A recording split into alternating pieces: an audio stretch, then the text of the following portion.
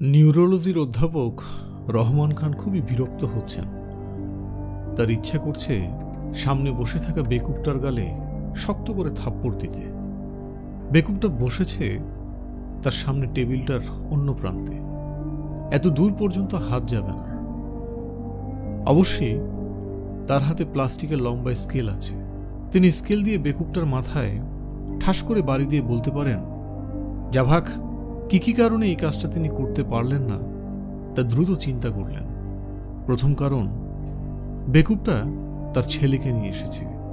ছেলের সামনে বাবার গালে থাপ্পড় দেওয়া যায় না, বা স্কেল দিয়ে মাথায় বাড়ি দেওয়া যায় না, থাপ্পড় বাদ। এটা টেকনিক্যালি সম্ভব না। বাকি থাকলো স্কেলের বাড়ি। দ্বিতীয় কারণ, বেকুবটা 500 টাকা ভিজিট নিয়ে তার কাছে এসেছে। সরকারি নিয়মে প্রাইভেট প্র্যাকটিশনাররা 300 টাকার বেশি ভিজিট নিতে পারেন না, তিনি নেন। তারপরও রোগী কমে না। যে 500 টাকা ভিজিট দিয়ে এসেছে তার মাথায় স্কেল দিয়ে বাড়ি দেওয়া যায় না। তৃতীয় কারণ, স্কেলটা প্লাস্টিকের। তিনি গতবার জার্মানি থেকে এনেছেন। স্কেলটা 3 ফুট লম্বা, ফোল্ড করা যায়। মাথায় বাড়ি দিলে স্কেলটা ভেঙে যেতে পারে। অধ্যাপক আনিসুর রহমান স্কেল হাতে নিয়ে ভ্রু কুঁচকে ভাবছেন, এই 3টি কারণের মধ্যে কোনটা জোরালো? বৈজ্ঞানিকভাবে বলা যেতে পারে ওয়েস্টেজ কত। তিনি লক্ষ্য করলেন বেকুবটা পকেটে হাত দিয়ে একটা কার্ড বের করে তার দিকে এগিয়ে দিচ্ছেন। স্যার, এটা আমার কার্ড। আমার নাম জালাল, কাটা কাপড়ের ব্যবসা করি। বঙ্গবাজারে আমার একটা দোকান আছে। আমার ভাইস্তা দোকান দেখে, আমি সময় পাই না। দোকানের নাম জালাল গার্মেন্টস। আনিসুর রহমান হাতের স্কেল নামিয়ে বললেন, টিস্যু বক্স থেকে টিস্যু পেপার নিয়ে নিজের নাক মুছে টিস্যু পেপার ওয়েস্ট পেপার বাস্কেটের দিকে ছুঁড়ে মারলেন। বাস্কেটে পড়ল না। যখনই তিনি রোগী দেখেন এই কাজটা করেন। যখন ওয়েস্ট পেপার বাস্কেটে টিস্যু পড়ে না, তখন তিনি ধরে নেন এই রোগীর চিকিৎসায় কোনো ফল হবে না। যদিও এরকমে মনে করার কোনো কারণ নেই। কুসংস্কার, খারাপ ধরনের কুসংস্কার। বিজ্ঞানের মানুষ হয়ে এই কাজে প্রশ্রয় দেওয়া ঠিক না। স্যার, আমার দোকানে একবার যদি পদধূলি দেন তাহলে অত্যন্ত খুশি হব। আপনাদের মতো অনেক বিশিষ্ট ব্যক্তিরা বাজারে যান। আপনার নাম জালাল? জি। আমার ভাইস্তার নাম রিয়াজ। ফিল্ম আর্টিস্ট রিয়াজ যে আছে তার সাথে চেহারার কিঞ্চিত মিল আছে, তবে তার গায়ের রং রিয়াজ ভাইয়ের চেয়েও ভালো। আপনি আপনার ছেলেকে ডাক্তার দেখাতে এসেছেন না? জি জনাব, আমার একটাই ছেলে, তার নাম হারুন। ভালো নাম হারুনুর রশিদ। বাগদাদের খালিফার নামে নাম রাখছি। আপনি এত কথা বলছেন কেন আমি জানতে পারি? রোগী দেখাতে এসেছেন, রোগীর বিষয়ে কথা বলবেন। কি রোগ সেটা বলবেন। দুনিয়ার কথা শুরু করেছেন। জনাব, আমার গোস্তাকি হয়েছে, ক্ষমা করে দিবেন। কথা আগে আমি এত বলতাম না, কম বলতাম। স্ত্রীর মৃত্যুর পর কথা বলা বেড়ে গেছে। আগে পানও খেতাম না, স্ত্রীর মৃত্যুর পর পান খাওয়া ধরছি। এখন সারাদিনই পান খাই। বললে বিশ্বাস করবেন না, চা যখন খাই তখনও এক গালে পান থাকে। আপনার ছেলের সমস্যা কি? অঙ্ক সমস্যা। অঙ্ক বুঝতে পারে না, এই সমস্যা। অঙ্ক বুঝতে পারে না? জি না, এটাই সে বোঝে। যে অঙ্ক দিবেন চোখের নিমিষে করবে। চোখের পাতি ফেলনের আগে অঙ্ক শেষ। এটা তো কোনো সমস্যা হতে পারে না। খাঁটি কথা বলছেন স্যার, এটা ভালো। তারে টেস্ট করার জন্য দূর দূরান্ত থেকে লোক আসে।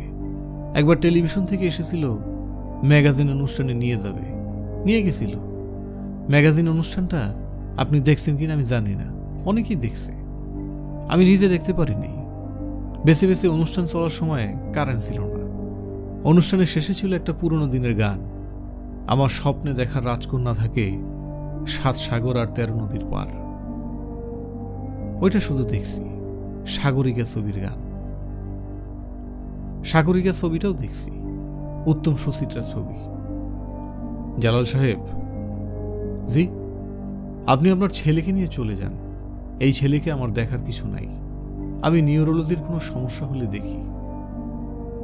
500 টাকা আমি আপনার অ্যাসিস্ট্যান্টের ভিজিট দিয়েছি। ভিজিটের টাকা ফেরত নিয়ে যান, আমি বলে দিচ্ছি। আনিসুর রহমান রেবল টিপলেন। জালাল কাতর গলায় বললেন, জনাব, সমস্যাটা একটু শুনেন। আমি তো সমস্যা বলতে পারি নাই, বিরাট বিপদে আছি। আমার নিজের শরীর ভালো না, আজ আমি আর রোগী দেখব না, কাল আসি। কাল অবশ্য মাল নিয়ে চাঁপাইনবাবগঞ্জ যাওয়ার কথা। আমি নিজে মাল নিয়ে কখনো যাই না। ছেলে একলা থাকে, মা মরা, স্নেহবঞ্চিত ছেলে, তার সঙ্গে থাকতে হয়। এই যে কাল যাচ্ছি, ছেলেকেও সাথে নিয়ে যাচ্ছি। মালামাল নিয়ে যাওয়ার কাজের জন্যে আমার একজন কর্মচারী ছিল, ইদ্রিস নাম। গত এপ্রিল মাসের 9 তারিখে 11,000 টাকার মাল আর নগদ 6,000 টাকা নিয়ে পলাই গেছে। থানায় জিডি এন্ট্রি করছি। Stop it. জনাব, কি বললেন? বললাম স্টপ ইট, কথা বলবেন না। সিয়াস স্যার, ছেলেটাকে কি একটু দেখবেন? দেখছি আপনার ছেলেকে, দয়া করে কথা বলবেন না। আজকে দেখে দিলে খুবই উপকার হয়, তাহলে আগামীকাল আর আসতে হয় না। পার্টিকে মোবাইলে খবর দিয়ে দিছি। পার্টি যদি দেখে আমি কথা দিয়ে কথা না রাখি, তাহলে বড় সমস্যা। ব্যবসার আসল পুঁজি হচ্ছে গুডউইল। Stop it. জি আচ্ছা, আপনি দয়া করে বাইরে গিয়ে বসুন তো, আমি আপনার ছেলের সঙ্গে কথা বলছি। আমি বাইরে চলে গেলে লাভ হবে না স্যার। আমার ছেলে বাপ ছাড়া কিছু বোঝে না। তার মা যখন জীবিত ছিল তখন এই অবস্থা ছিল। এটা নিয়ে তার মায়ের খুবই আফসোস ছিল। তার মা হারুন হারুন বলে গলা ফাটাইয়া দিচ্ছে, ছেলে জবাব দেবে না। অথচ আমি একবার পাতলা গলায় হারুন ডাকলে জি বাবা বলে দৌড় দিয়ে ছুটে আসবে। লোক মুখে শুনি ছেলেরা হয় মায়ের ভক্ত, মেয়েরা হয় বাপের ভক্ত। আমার বেলায় উল্টা নিয়ম। জালাল সাহেব। জি? আপনি কি বাইরে গিয়ে বসবেন? এক্ষুনি বাইরে যান, রাইট নাও। আপনি যদি 3 সেকেন্ডের ভিতরে বাইরে না যান, আমি দারোয়ান দিয়ে আপনাকে বের করে দেব। রাগ করছেন কেন sir? 3 second, just 3 second. Jalal Mia উঠে দাঁড়ালেন। তার ছেলেও সঙ্গে সঙ্গে উঠে দাঁড়াল। জালাল মিয়া বলল, বাবা তুমি বসো, ডাক্তার সাহেব তোমার সঙ্গে কথা বলবেন। ছেলে সঙ্গে সঙ্গে বসে পড়ল। উনি যা জিজ্ঞেস করবেন জবাব দেবে। তোমার যে মাথায় যন্ত্রণা, এটা তাহারে বলবে। ছেলে হ্যাঁ সূচক মাথা নাড়ল। বাবা আমি বাইরে আছি, কোনো সমস্যা নাই। ছেলে আবারও অতি বাধ্য ছেলের মতো মাথা নাড়ল। আনিসুর রহমান খান ছেলের দিকে তাকালেন। শান্ত ভদ্র চেহারা, চুল পরিপাটি করে আঁচড়ানো, তবে মাথার চুল কম। এই বয়সী ছেলেদের মাথা ভর্তি চুল থাকার কথা। বুদ্ধিহীন বড় বড় চোখ, চোখের দৃষ্টি টেবিলের পায়ার দিকে। তোমার নাম কি? হারুনুর রশিদ। বাগদাদের খলিফা? জি না। আমি তোমার সাথে ঠাট্টা করছি। তুমি যে বাগদাদের খলিফা না তা আমি জানি। তোমার সমস্যা কি? জানি না। তোমার বাবা আমার কাছে তোমাকে কেন এনেছেন? জানি না। তোমার বাবা মাথা ব্যথার কথা বলছিলেন। মাথা ব্যথা হয়? কখন? যখন অঙ্ক করি। আমি তো শুনলাম তুমি বিরাট অঙ্কবিদ। অঙ্ক করলেই যদি মাথা ব্যথা হয় তাহলে কিভাবে হবে? এখন মাথা ব্যথা আছে? না। আচ্ছা তোমাকে একটা অঙ্ক করতে দিচ্ছি, দেখি অঙ্কটা করার পর মাথা ব্যথা হয় কিনা। 2-এর সঙ্গে 4 যোগ করলে কত হয়? হারুনুর রশিদ এই প্রশ্নের সরাসরি জবাব দিল না। টেবিলের পায়া থেকে চোখ তুলে আনিসুর রহমানের দিকে তাকিয়ে ভয়ে ভয়ে বলল, 6 হয়। আনিসুর রহমান বললেন, এই তো পেরেছ। তুমি যে অঙ্কবিদ এটা তোমার বাবা ঠিকই বলেছেন। কাগজ কলম ছাড়াই তো অঙ্ক করে ফেলছ। এখন বলো, মাথা ব্যথা করছে? জি না, মাথা ব্যথা করছে না। তোমার কোনো অসুখ বিসুখ নাই। যাও, বাড়ি যাও, বাড়িতে গিয়ে ঘুমাও। হারুন উঠে দাঁড়ালো। আনিসুর রহমান বললেন, তুমি তোমার বাবাকে কথা কম বলতে বলবে। আমার ধারণা তোমার বাবার ধারাবাহিক কথা শুনে তোমার মাথা ধরে। আচ্ছা যাও, বিদায়। হারুনুর রশিদ আনিসুর রহমানকে অবাক করে দিয়ে বলল, বাবার কথা শুনে আমার মাথা ধরে না। আপনি যেসব অঙ্ক দিয়েছেন সেসব করেও মাথা ধরে না। ওরা যে অঙ্ক দেয় সেগুলি করার সময় মাথা ধরে। ওরা মানে কারা? আমি তাদেরকে চিনি না, কখনো দেখি নাই। তারা হঠাৎ মাথার ভেতর অঙ্ক দিয়ে দেয়। তুমি বসো। হারুন বসল। আনিসুর রহমান তার দিকে ঝুঁকে এসে বললেন, পরিষ্কার করে বলো, কি বলতে চাচ্ছ? মাথার ভিতর অঙ্ক কিভাবে ঢুকিয়ে দেবে? নাকের ফুটা দিয়ে? কথা বলছো না কেন? কথা বলো। হারুনুর রশিদ আবারও চেয়ারের পায়ের দিকে তাকিয়ে আছে। আনিসুর রহমান ছেলেটাকে ধমক দিতে গিয়েও দিতে পারলেন না, কারণ ছেলেটা কাঁদছে। কাঁদছো কেন? আপনি আমার সঙ্গে ঠাট্টা করছেন, এই জন্য কাঁদছি। সরি, আর ঠাট্টা করব না। কোক খাবে? আমার ফ্রিজে কোকের ক্যান আছে, খাবে? হ্যাঁ, খাবো। আনিসুর রহমান ছেলেটির দিকে তাকিয়ে আছে। তার চোখে এখন মমতার প্রবল ছায়া। ছেলেটি অনেকক্ষণ ধরেই মানসিক চাপে ছিল। এই অবস্থায় তাকে কোক খেতে বলা হয়েছে। তার অবস্থানে যে আছে সে কখনো বলবে না খাবো। সে বলেছে। তাকে কোক দেওয়া হয়েছে।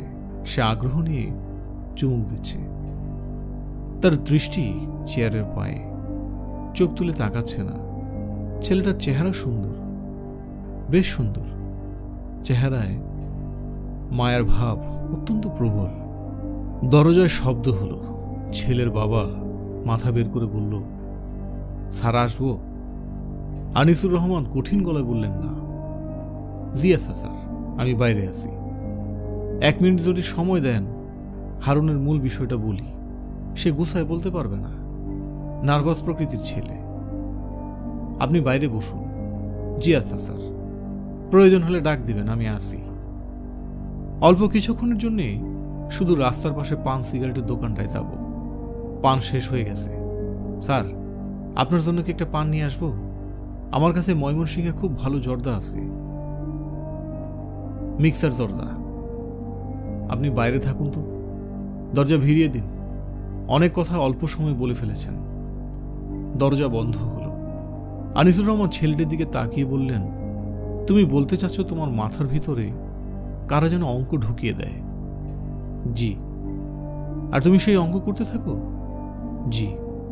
অঙ্ক করা শেষ হলে তারা কি অঙ্কের উত্তর নিতে তোমার কাছে আসে? না। তাহলে তারা অঙ্কের উত্তর পায় কি করে? তারা মাথার ভিতর থেকে নিয়ে নেয়। অঙ্ক দেওয়া নেওয়া এটা কি তোমার মায়ের মৃত্যুর পর থেকে শুরু হয়েছে? না, তারও আগে। আমি যখন ক্লাস 4-এ পড়ি তখন প্রথম যে তোমাকে অঙ্কটা দিয়েছিল সেটা তোমার মনে আছে? আছে। অঙ্কটা বলো, আমি কাগজে লিখে নিই। বলবো না। কেন? বলতে ইচ্ছে করছে না। ওরা যেসব অঙ্ক দেয় সেসব করতে তোমার কতক্ষণ লাগে? কোনো কোনোটায় অল্প সময় লাগে, আবার কোনো কোনোটা অনেক বেশি সময় লাগে। শেষ হয় না, চলতেই থাকে। এখন কি কোনো অঙ্ক করছো? হ্যাঁ। এই অঙ্কটা শেষ হচ্ছে না। সহজ অঙ্ক, কিন্তু শেষ হচ্ছে না। এই অঙ্কটা কি আমাকে বলবে? এটা হলো একটা ভাগ অঙ্ক। 2200কে 7 দিয়ে ভাগ। এটা তো খুবই সহজ অঙ্ক। দাঁড়াও, আমি দেখি। আনিসুর রহমান কাগজ কলম নিলেন। হাসি মুখে বললেন, এই তো হয়েছে, 3.142। হারুন বলল, শেষ করুন। শেষ হবে না, চলতেই থাকবে। আনিসুর রহমান বললেন, শেষ হবে না মানে কি? শেষ হতেই হবে। একসময় পৌনপুনিক চলে আসবে। পৌনপুনিক কি জানো? জানি। স্কুলে শিখিয়েছে? না, ওরা শিখিয়েছে। ওরা মানে কারা? আমি জানি না। একজন না অনেকজন, অনেকজন। ওদের মধ্যে একটা মেয়ে আছে। মেয়ে আছে বুঝলে কি করে? তার চেহারা দেখেছ? না, গলার স্বর শুনেছি। গলার স্বর কেমন? খুব মিষ্টি, কিন্তু ভাঙা ভাঙা। তারা কি তোমাকে শুধু অঙ্ক দেয় নাকি গল্প গুজবও করে? মেয়েটা মাঝে মাঝে গল্প করে।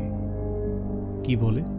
বলে যে ওরা যে শুধু আমাকে দিয়ে অঙ্কই করায় তা না, অনেককে দিয়েই করায়। তুমি কখনো জিজ্ঞেস করনি আপনারা কে? জিজ্ঞেস করেছি, তারা উত্তর দেয় না, শুধু হাসে। আনিসুর রহমান ঘড়ির দিকে তাকালেন। রাত 10টা বাজে। নিজের ওপর এখন তার সামান্য বিরক্ত লাগছে। তিনি ছেলেটিকে দীর্ঘ সময় দিয়েছেন, যার কোনো প্রয়োজন ছিল না।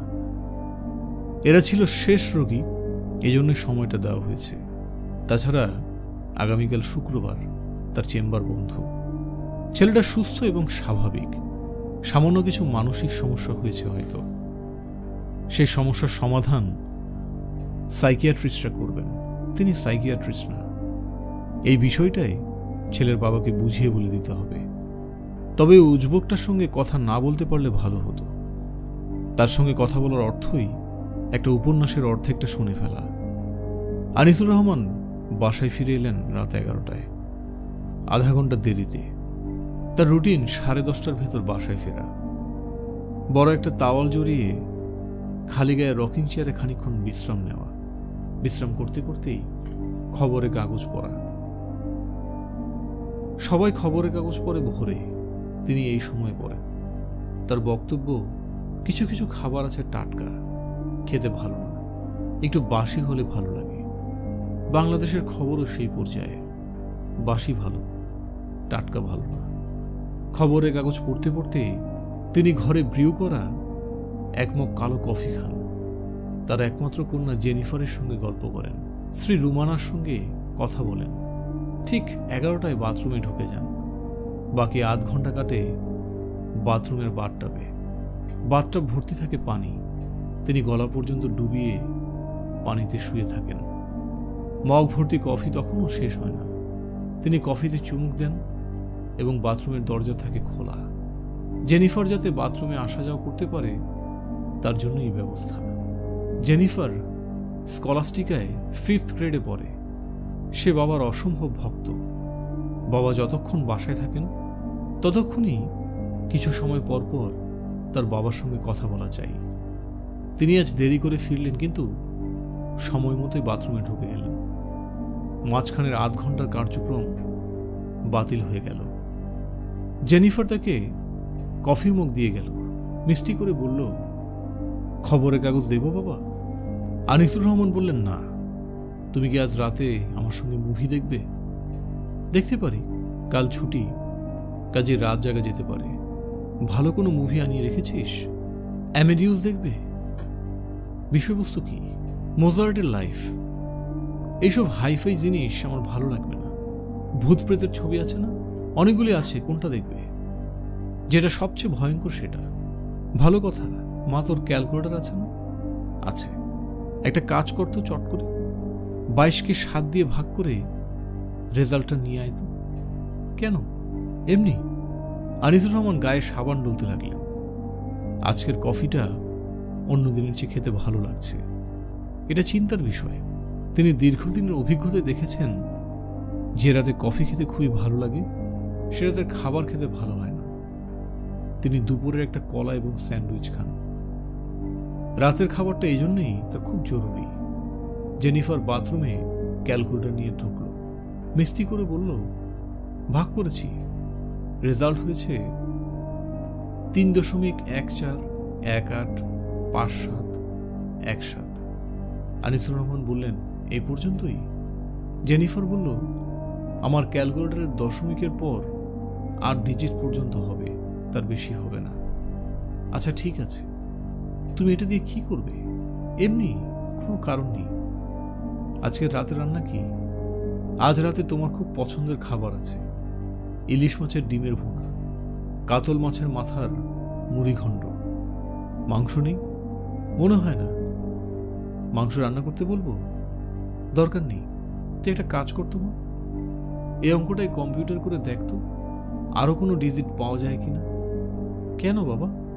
এমনি মা, নো পার্টিকুলার রিজন। রাতে খেতে গিয়ে আনিসুর রহমান খুব চমৎকৃত হলেন।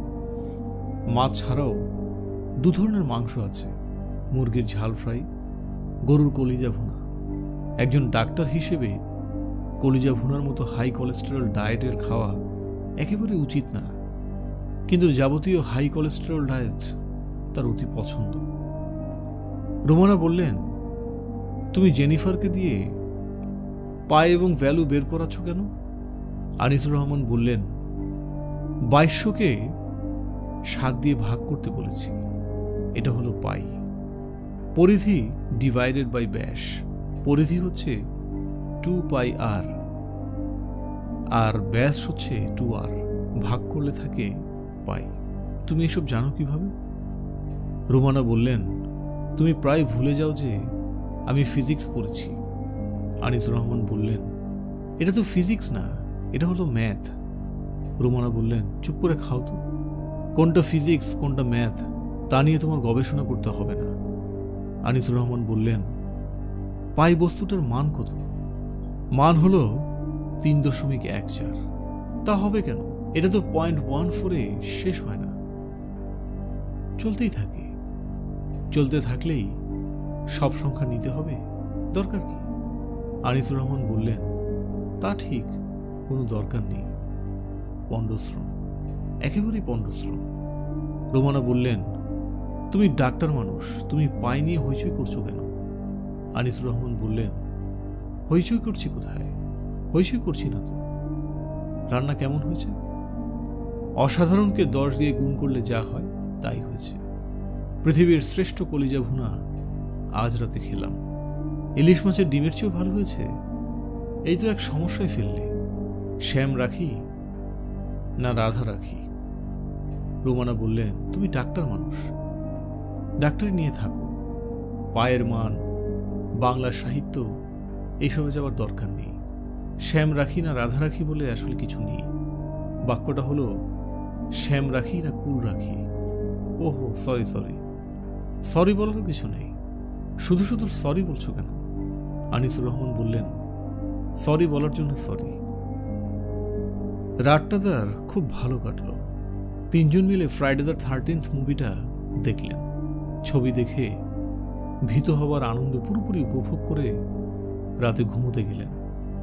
ঘুম খুব ভালো হলো না, সারাক্ষণই স্বপ্ন দেখলেন তিনি 2200কে কখনো 7 দিয়ে ভাগ দিচ্ছেন, কখনো 3 দিয়ে ভাগ দিচ্ছেন, আবার কখনো বা 5 দিয়ে দিচ্ছেন। রাতে কয়েকবার তো ঘুম ভাঙল, এরকম কখনো হয় না।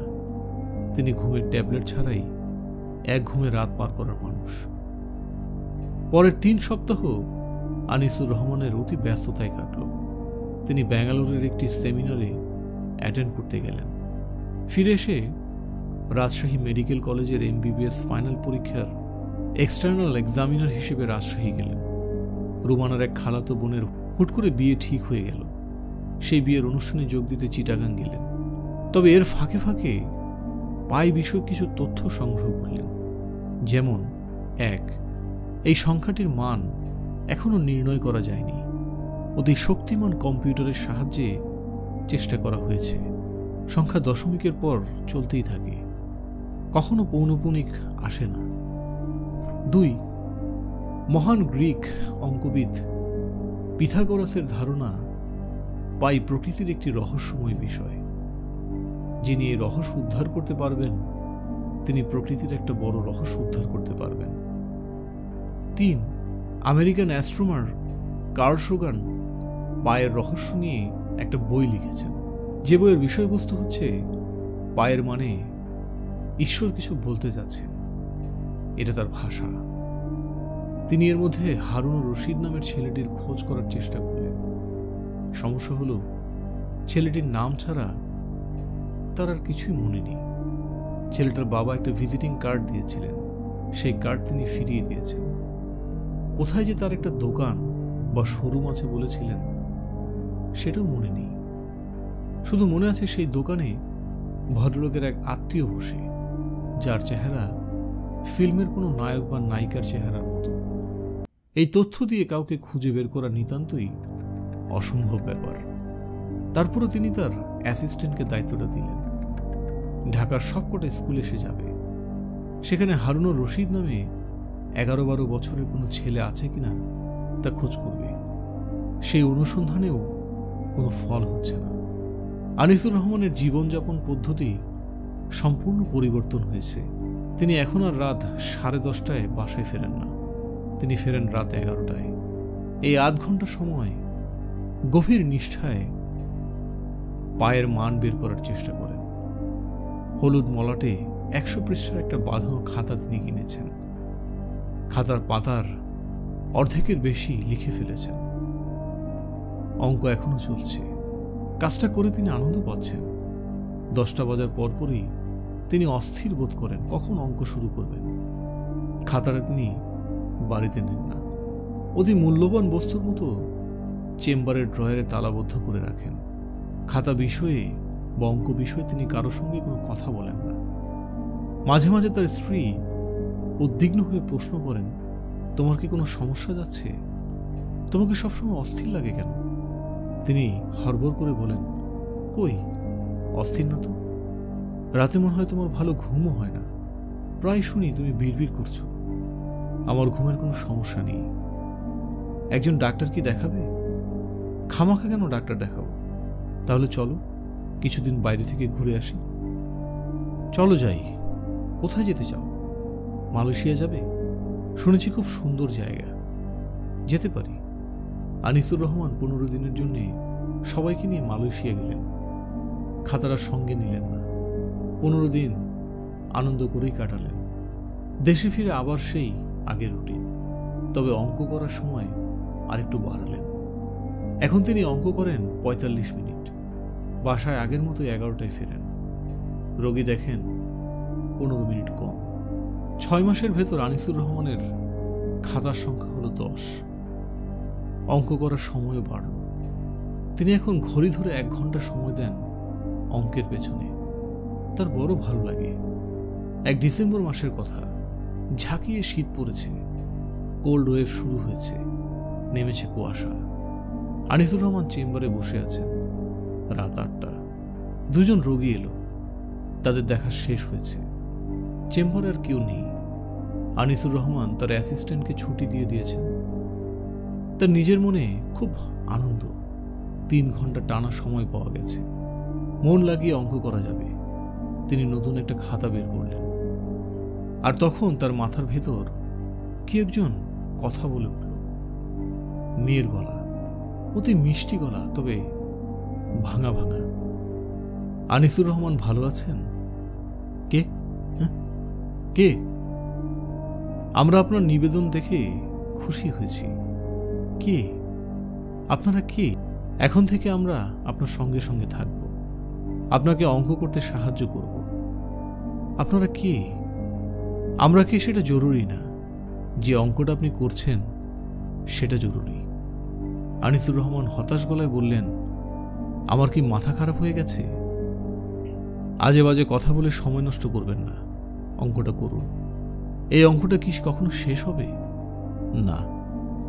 যে অঙ্ক শেষ হবে না সে অঙ্ক করে লাভ কি? শেষ না হলেও একটা সিরিজ বের হয়ে আসবে। আমাদের প্রয়োজন সিরিজ। সিরিজও শেষ হয় না।